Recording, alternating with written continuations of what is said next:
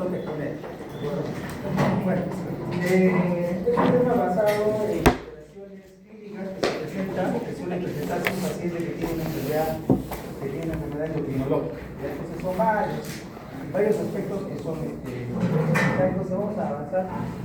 Una de ellas es la alteración del peso corporal, es una alteración excesiva de grasa, y como sabemos ahorita es una situación endémica que está en los países desarrollados y con diferentes prevalencias, de acuerdo a la zona donde se estudia, que obedece a una serie de alteraciones, situaciones complejas entre la genética, la neurobiología, las conductas alimentarias, el acceso a una alimentación saludable, el mercado, ¿no? El cambio en el mercado, la economía que tiene el país, el ambiente donde vive el individuo y el entorno, un entorno mucho más complejo que cabe la pena considerar cuando vemos una paciente. Nos interesa a nosotros el diagnóstico, sigue siendo tradicional. Esta es una revisión del 2024, donde consideran aún el índice de masa corporal superior a 25 como sobrepeso y mayor a 30 con el término de obesidad, ¿no? Eso es lo más sencillo del mundo que ustedes deben conocer. Hay una tabla mayor en el libro donde dice obesidad mórbida, eso, pero les he tratado de buscar información, digamos, actualizada, con la bibliografía correspondiente, pero si están asumiendo la información del libro, obviamente también es válido. Esta es la cantidad en el 2022 en este estudio que se hizo, que se publicó en Lancet. 2.500 millones de adultos de 18 más años tenían sobrepeso, que correspondían al 43% de los adultos, ¿no? Y la mitad, un poquito más de la mitad eran mujeres y la otra mitad eran varones, o sea que no hay mucha diferencia entre el sexo. Y eso en relación a un estudio que se hizo, un corte que se hizo en el 90, por ejemplo, donde el 25% de la población tenía sobrepeso, se ha duplicado básicamente la obesidad y el sobrepeso. ¿Qué consecuencias trae para la salud? Se reporta o se estima que un índice de masa superior al normal provoca 3.7 millones de muertes en el 2021 por enfermedades no transmisibles, como por ejemplo la enfermedad cardiovascular, la diabetes, el cáncer, trastornos neurológicos, enfermedades respiratorias crónicas, el asma, por ejemplo. El asma está muy relacionado a lo que es, hay un fenotipo de asma que se asocia mucho a lo que es la obesidad. Y los trastornos digestivos varios de ellos. Por ejemplo, el aumento de las neoplasias, ¿no? Ciertas neoplasias, por ejemplo, el cáncer de colon, por ejemplo, se asocia también al sobrepeso. El otro tema, el lado contrario, es la pérdida de peso del paciente que tiene un peso menor al estimado para su talla, que más que importante en sí de considerar un importe al paciente, o sea, que el paciente venga y le saque el peso talla y tenga disminución, es cuando disminuye, ¿no? Cuando el paciente presenta o va recibiendo disminución de peso, que es una cosa importante cuando van los grupos a rotar al hospital y hay una historia aquí, yo les pregunto siempre, ¿no? O sea, si se hace una pérdida de peso, ustedes tienen que decirme cuánto y cuánto tiempo para considerar que es algo relacionado a la enfermedad. ¿Y por qué el término de involuntaria o pérdida de peso no intencional también se reconoce, ¿no? Porque justamente puede haber una pérdida de peso un paciente que desea bajar de peso, justamente como antecedente de obesidad, se somete a un régimen de dieta o de actividad física considerable y puede bajar de peso. Eso no sirve para enfermedades de tipo endocrinológica, sobre todo, que es el tema, sino es un paciente que tiene pérdida de peso sin querer hacerlo. Y esto es algo bien complejo, ¿no? Porque no solamente hay que considerar enfermedades, uno piensa inmediatamente de repente en la tiroides, ¿no? Hipertiroidismo como una causa de pérdida de peso, y al contrario, tenemos la idea de cuando el paciente tiene una ganancia de peso, el hipotiroidismo, pero no es tan así, hay muchas otras patologías que considerar. Dentro de las cosas que uno siempre considera es la neoplasia, ¿no? Por ejemplo, les presentaba algunos de los que nos han votado y tenía un paciente con síndrome histérico. Y un síndrome histérico agudo, sin inicio, con dolor, probablemente sea una coledocolitiasis, una enfermedad aguda del día a día. Pero si ese mismo paciente tiene mayor de edad y tiene pérdida de peso, seguramente sea una neoplasia. Entonces, la pérdida de peso sí nos orienta hacia enfermedades neoplásicas. Y a veces hace que nosotros hagamos estudios en demasía, ¿no? Paciente. Por eso antes de considerar hacer estudios de pruebas de laboratorio del paciente, tenemos que asesorar de verdad que ha perdido peso, porque es muy fácil decir, vengo porque pierdo peso.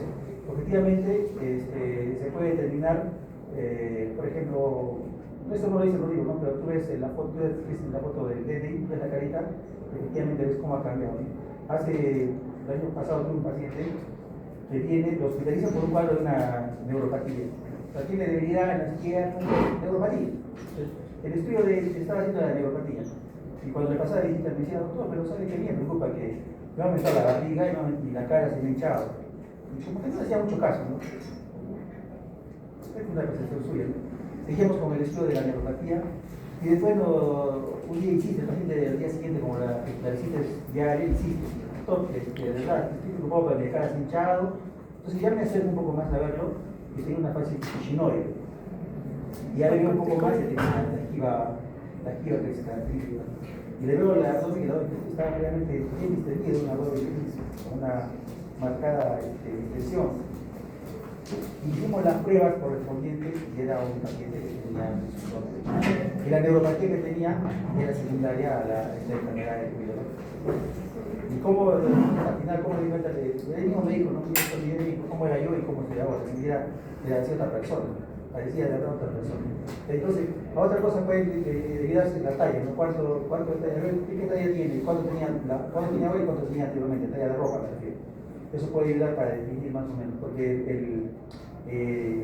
el plan de trabajo de un paciente con pérdida de peso es bien general, o sea, acá vamos a utilizar un cuadro de los principales estudios que tienen que hacer, ¿no? Pero es costoso, es oneroso para el paciente, si no tiene seguro, entonces hay que saber a ver si efectivamente amerita, ¿no? Hacerlo.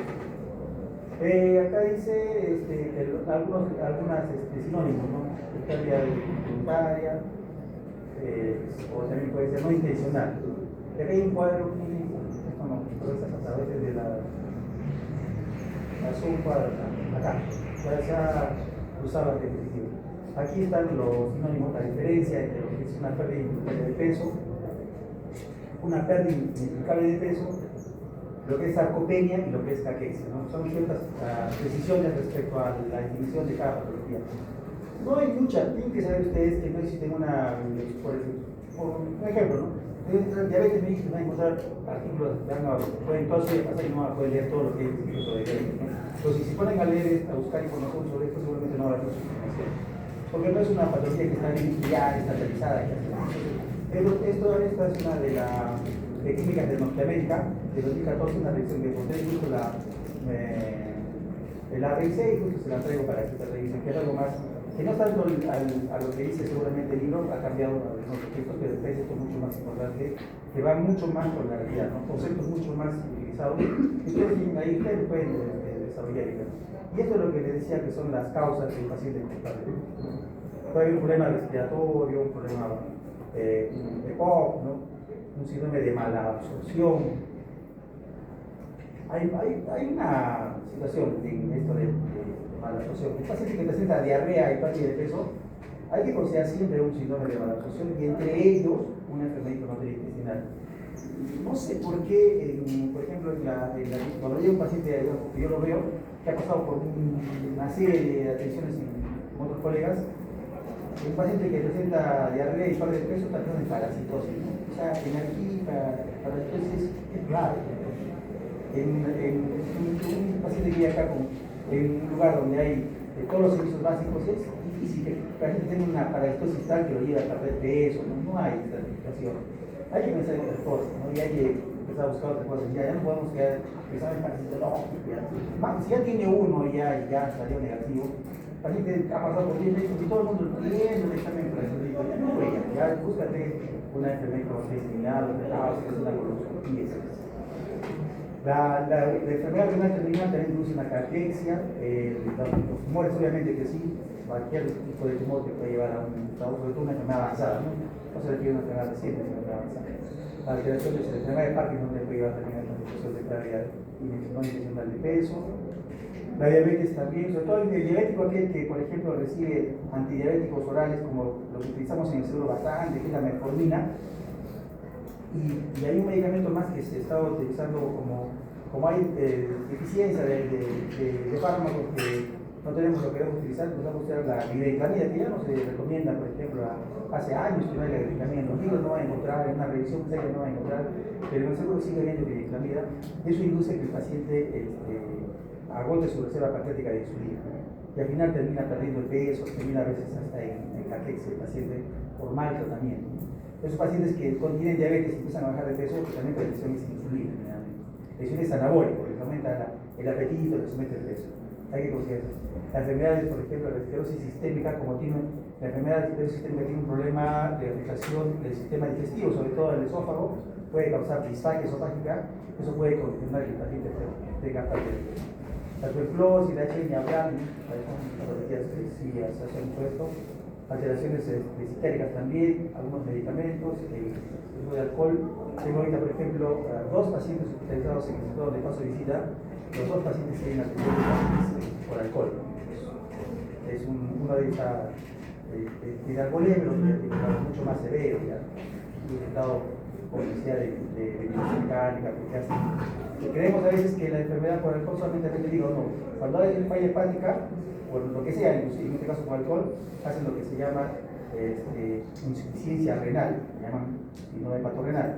A veces insuficiencia respiratoria, hace síndrome de distrés respiratorio del adulto, como que fuera un paciente séptico casi. Entonces todo se comporta al final como un proceso inflamatorio sistémico. Vale. Parece que está un poco mejorado. Y algunas otras cosas, algunos otros hay que considerar consideraciones sociales, ¿no? Unas imágenes acá, un paciente con una esclerosis sistémica, como ven, y lo típico, un paciente hipertiroideo, ¿no? Entonces, es un paciente que tiene con pérdida de peso, pero el hipertiroideo es mucho más sensible. Entra por la puerta un paciente del consultorio, ya te das cuenta, tiene normalmente los ojos afuera, soltamos se llama, viene con el cuello hinchadito, viene todo ansioso, la piel brillante, y le dice, simplemente le dice, señora, estira la mano y empieza a temblar. Es muy, toma la frecuencia cardíaca, está con 110, 120 frecuencia cardíaca. Entonces, sí hay, o sea, sí tenemos pacientes con tirotoxicosis, ¿no? El término para eso es tirotoxicosis, ¿no? Que es causado generalmente por un hipertiroidismo. Y la causa más común de hipertiroidismo, saben que es la enfermedad de Graves. Tirotoxicosis y la enfermedad de Graves. Este es más o menos se propone cómo es el algoritmo de un paciente con lo que tiene que los laboratorios que se hacen, hemograma, enzimas hepáticas, albúmina, pruebas de función renal, glucosa, creatinina, TSH, HIV, velocidad de semestación, proteína C reactiva, deshidrogenasa elástica, PSA para varones, radiografía de tórax. Y continúa, ¿no? Ultrasonido abdominales, y colonoscopía seguramente para cáncer de cuello uterino, parto colado, que corresponde según el sexo y la edad del paciente. Entonces es amplio el estudio que se debe hacer para un paciente que tiene COVID. El otro tema es alteración del volumen urinario. Este es del libro, que les pongo siempre, pero no es útil esto que les menciono. O sea, el volumen urinario es de 1500 a 1600, está cual del libro, y una producción de menos de 500 se vino al cuello. No sirve, ¿no? En la práctica lo que ustedes tienen que saber es esto, ¿ya? Se pongo el libro porque está escrito ahí, es un libro de base, digamos, ¿no? Pero cuando yo, cuando me interesa a mí el volumen urinario, es esto, es la parte final de la que ustedes están viendo, porque no les quiero hablar del tema en sí, solamente de que vean la importancia del volumen urinario. En un paciente, para definir infuria renal aguda, se requiere que el paciente tenga menos de 0,5 mililitros por kilo por hora por más de 6 horas para definir falla renal aguda. Entonces, si un paciente tiene este criterio, ustedes están, digamos, haciendo sus CELUS, pueden hacer el diagnóstico de falla renal aguda sin tener laboratorio. En cambio, el otro, 524 horas no necesita. Y la otra, la poliuria, lo que se denomina, y ya está la bibliografía que les menciono, más de 324 horas. Y cuando hablamos de poliuria, que es un paciente que tiene generalmente una enfermedad, ¿por qué toman el volumen urinario en el tema endocrinológico? Porque hay una enfermedad que se llama diabetes insípida. que se origina por deficiencia de la hormona la vasopresina. Y el paciente tiene generalmente poliuria, ¿no? Entre los síntomas tiene poliuria. Por eso está tomado de eso. Entonces, pero tienen que ustedes entender que eso depende mucho de la osmolaridad. Hay un cuadrito acá que creo que de repente van a ver acá. Pueden ver. Este de acá, si ustedes entienden este cuadro, van a entender por qué un paciente presenta poliuria, un paciente que tiene que ver la poliuria con la osmolaridad dinámica. La osmolaridad plasmática es esta línea de acá, ¿de acuerdo? Entonces, 280 es, digamos, el término medio, ¿no? Ahí es donde es lo normal. Para abajo sería una hiposmolaridad y para arriba sería un paciente hiperosmolar. De hecho, un paciente que, ustedes hablando de, relacionando temas de diabetes mellitus, hay una complicación que es el síndrome hiperosmolar. ¿Cómo se caracteriza el síndrome hiperosmolar? Por aumento de la osmolaridad plasmática. En el caso del paciente con diabetes, aumenta la osmolaridad no tanto por el sodio, sino por la glucosa. Porque en la fórmula de la osmolaridad está el sodio y la glucosa. La forma más simple de osmolaridad es 2 veces el sodio con la glucosa entre 18. ¿Por qué la glucosa entre 18? Porque la glucosa que tenemos acá es en miligramos por decilitro y para ver la osmolaridad tiene que ser en milimoles. Entonces lo convierto, dividido entre 18, lo convierto en milimoles y se convierte de esa manera y puedo sumar papas con papas. O sea, sodio en milimoles y glucosa en milimoles. Y me da la osmolaridad. Más de 200, por ejemplo, 20 milimoles en un paciente con diabetes es ya un síndrome hiperosmolar. Entonces la osmolaridad plasmática va subiendo y si va subiendo se va desencadenando mecanismos. ¿Para qué? Para mantener la osmolaridad a niveles adecuados. Son 2 mecanismos, el mecanismo de la sed y la liberación de vasopresina. Entonces cuando el paciente está con la osmolaridad que quiere subir porque hizo ejercicio, eliminó agua, sudó mucho, tiene sed, toma agua y regresa a la osmolaridad de estos niveles. Si el paciente es un anciano y no controla la sed, no habla, no se comunica, empieza a hacer hiperosmolaridad, generalmente relacionado a hipernatremia, porque no tiene la capacidad de decir quiero agua. Entonces, si el paciente de acá aumenta la osmolaridad, aumenta la vasopresina, la orina sale en menor cantidad, porque la hormona, como su nombre lo dice, es antidiurética contra la disminución de agua en la orina. Y la orina sale menos volumen, pero más concentrada. Entonces la concentración va aumentando en la orina a raíz que va aumentando la hormona vasopresina y el volumen urinario va disminuyendo. Entonces, ¿qué pasa con la diabetes insípida? No hay vasopresina. Si no hay vasopresina, entonces el paciente empieza a orinar una orina en volumen aumentado y en una concentración reducida. Ese es una diabetes.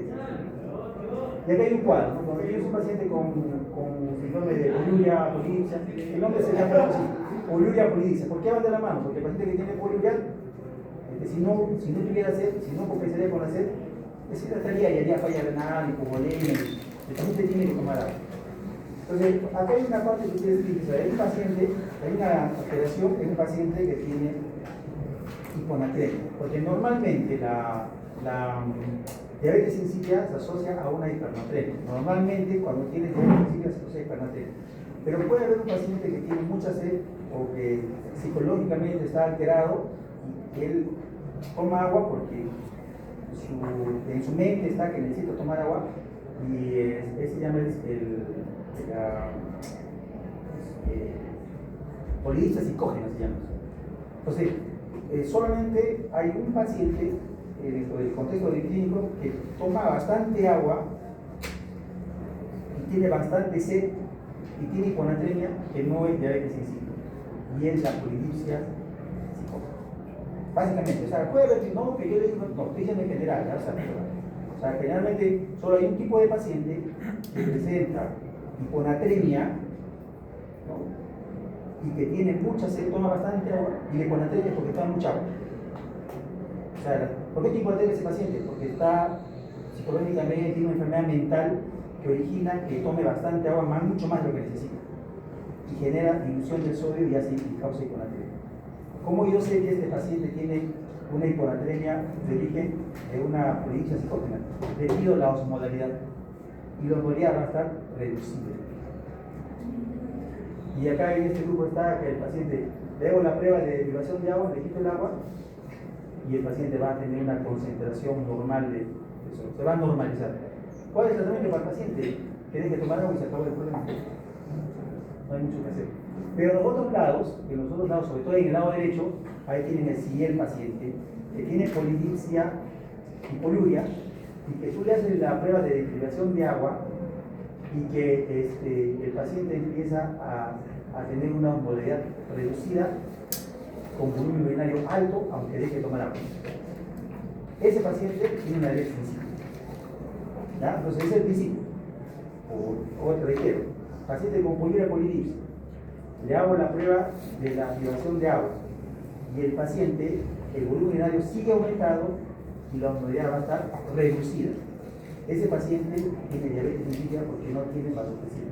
Y hay de dos tipos: la central, donde no genera vasopresina, y la periférica, donde sí genera vasopresina, pero los receptores de vasopresina no están funcionando bien y no igualito se comporta. ¿Cuál es la diferencia? El paciente que no genera vasopresina, le da vasopresina y soluciona el problema. En cambio, el paciente que tiene una diabetes nefrogénica, diabetes insípida nefrogénica, no mejora con la vasopresina.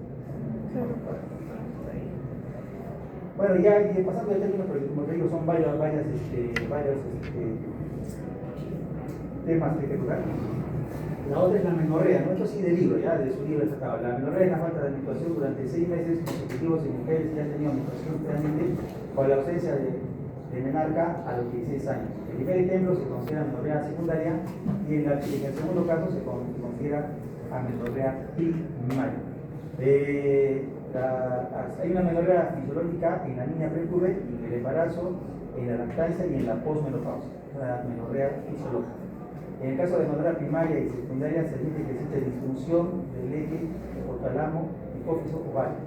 Cuando un paciente tiene menorrea fisiológica, de ninguna manera amerita estudio. No vas a estar estudiando por gusto. Solo estudias cuando hay una menorrea primaria o una menorrea secundaria. La fisiológica no se estudia.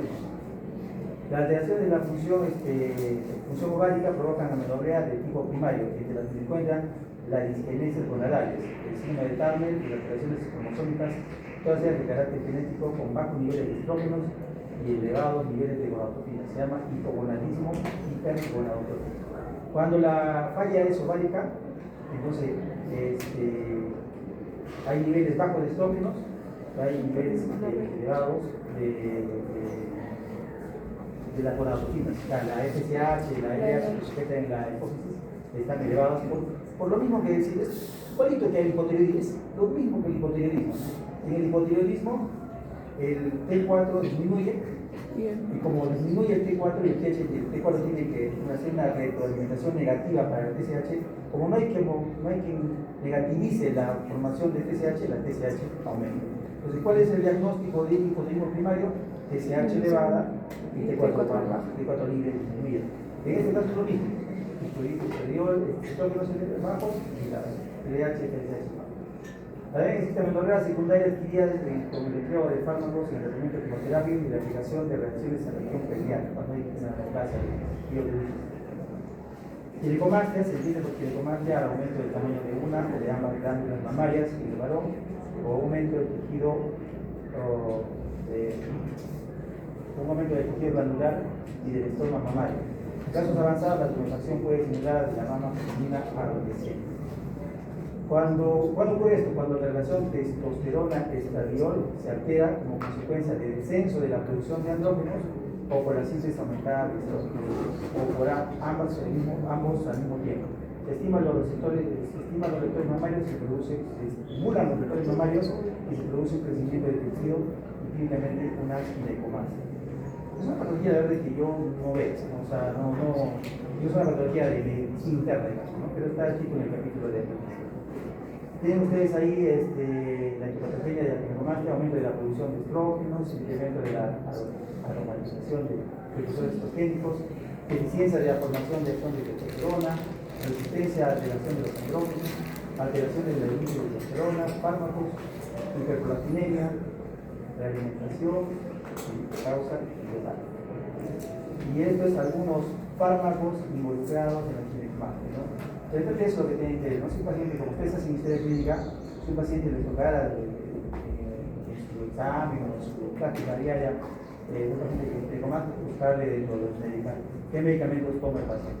Cuando hacen esta clínica en relación a los medicamentos, es importante justamente la relación de los medicamentos que pueden tener relación con los síntomas del paciente. Uno de ellos es, por ejemplo, hoy hay un paciente internado que tomaba recibía metotrexate y va porque tiene un pulmón intersticial, o sea, tiene una intersticial. Entonces, de las causas, el metotrexate puede ser causa de una neumonía intersticial. Y considerar que es imposible que yo haga una historia y que no considere que el paciente reciba metotrexate.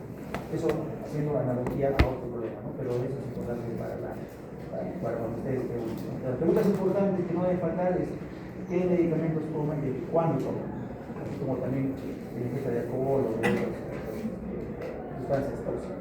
No solamente sí o no, sino cuánto tiempo, qué tipo, cuál es la conducta para tener la mayor información posible. El otro término que estoy tocando brevemente porque justamente como son tantos, si me pongo a discernir cada uno, no cabríamos si tenemos técnicos para poder que quede acá concluido. La galactorrea es la eliminación mamaria de secreciones lactescentes en la mujer no lactante o después de 6 meses posparto en una mujer que no ama. Puede ser espontánea, provocada, unilateral, transitoria o persistente. La hiperprolactinemia es la causa más frecuente de galactorrea. Cuando una persona va por galactorrea, una mujer que no está lactando, va por galactorrea, tienen ustedes que usar la prolactina para ver si es una hiperprolactinemia. Y si tiene hiperprolactinemia, tienen que considerar la posibilidad de que tenga un adenoma hipoficiario secretor de prolactina. Es la causa más común. Además, si tiene prolactina elevada, el paciente suele tener hipogonadismo, ¿no? Tanto la mujer como el hombre puede tener hipogonadismo por la elevación de la prolactina. Entonces hay que considerar no solamente la galactorrea, sino cuando va con carácter preguntarle si tiene alguna otra sintomatología más, ¿no? Como lo que está mencionando ahí, para considerar como causa de la galactorrea a la prolactina. Y aquí tienen algunas etiologías de la galactorrea con elevación de prolactina. Tienen ustedes un cuadro de varias causas de fármacos. Lo que les decía yo, que la causa más común sería un adenoma productor de prolactina, como diagnóstico. Pacientes que tienen otras causas, ¿ya? Y terminamos creo con este tema de la alopecia por el tiempo. Se llama alopecia a cualquier tipo de caída o pérdida de pelo. Eso ya, aún siendo clínicamente benigna, es una alteración importante por su frecuencia, por sus ritmos emocionales, porque a veces son signos de otras alteraciones orgánicas. Con fines diagnósticos se puede dividir las alopecias en cicatriciales y no. Esto, por ejemplo, lo he cambiado. Esta es la biología que saca sobre esta acá. He cambiado el libro, porque realmente es más completo. Entonces, la alopecia para esta revisión, que me parece más clara, más precisa, la divide en cicatrizal o no cicatrizal. Desde la primera,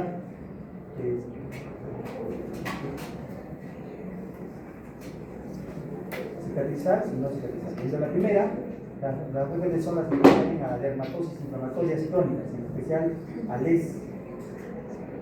discoide, al líquen plano apilar, y entre las segundas están la alopecia más frecuente de todas, la alopecia heterogénica. Cuando habla de alopecia heterogénica se refiere al efluvio telógeno, ¿no?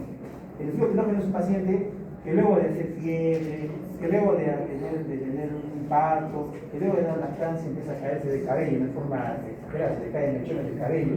Eso es una de las causas más comunes de alopecia, la alopecia heterogénica. También la calvicie común y la alopecia areata son frecuentes. Vamos a revisarlos un poco cada uno. Ahí tienen una imagen, ¿no?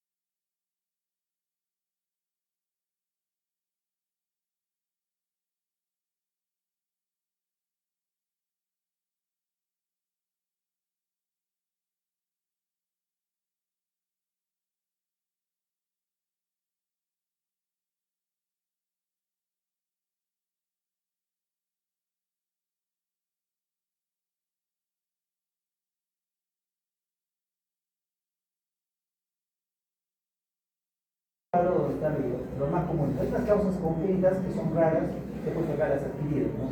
El traumatismo, que radiación, quemaduras, implante de cavidad artificial, la dermatosis bacterianas, la micobacteria, la infección por sífilis, la micosis, los tumores. Acá está la morfea, la plano ocular, la sarcoidosis, la alopecia frontal. Todas son causas de alopecia cicatrizal, donde el daño es permanente. Una imagen de alopecia cicatrizal adquirida, en este caso, sería una placa irregular eritematosa, una lesión del lupus eritematoso discoide.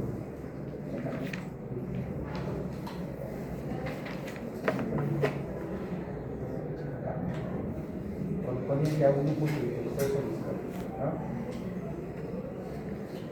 Y la alopecia no cicatrizal puede dividirla por fractura del tallo piloso o por desprendimiento del tallo piloso. Lo más frecuente es la alopecia por desprendimiento del tallo piloso. Y están acá: el desvío telogénico, el desvío anagénico, la alopecia areata. Son las causas más frecuentes de alopecia en general y de alopecia no cicatrizal. Entonces, la alopecia areata es una enfermedad común, frecuente, es una alopecia de tipo telogénica, por presentar áreas alopécicas asintomáticas, muy inflamatorias, potencialmente reversibles. Su etiología es desconocida, pero existe una hipótesis de que es autoinmune, porque se asocia a otras patologías autoinmunes. Es una placa bien delimitada, con pelos peládicos en los márgenes y superficie normal que pueden repoblarse y terminar dando lugar a las variedades clínicas. Hay varias variedades de la alopecia areata, ¿no? Esta es una imagen típica de una placa lisa, que no hay una lesión evidente cicatrizal, no es precaratóxica, es una alopecia de tipo areata. Normalmente el dermatólogo trata esto con tipo corticoides, ¿no? Corticoides tópicos, o incluso a veces infiltración de corticoides. La alopecia androgénica o alopecia común es lo que es muy frecuente, obviamente, y la pérdida gradual de cabello que afecta a hombres y mujeres, ¿no? Y hay el patrón masculino, que es un receso fronto-parietal, como ven acá, ¿ya? Y el receso femenino con afectación difusa de las regiones parietales, como pueden ver en esta imagen. Hay una clasificación de fenotipos, no quiero conceptos básicos nomás, porque las preguntas van a surgir de conceptos básicos. Jamás pongo una pregunta rebuscada. Cuando me piden preguntas, jamás pongo una pregunta rebuscada. En el sentido de buscar cosas, pero tiene que ser lo básico. Y de los efluvios, el efluvio de quien se llama el efluvio telogénico.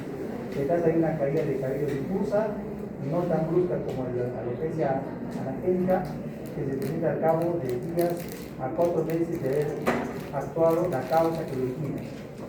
¿Cuál es la causa? Como decía, fiebre, una infección. Por ejemplo, gente que está en la UCI con una neumonía, sale de repente con alopecia por efluvio telógeno.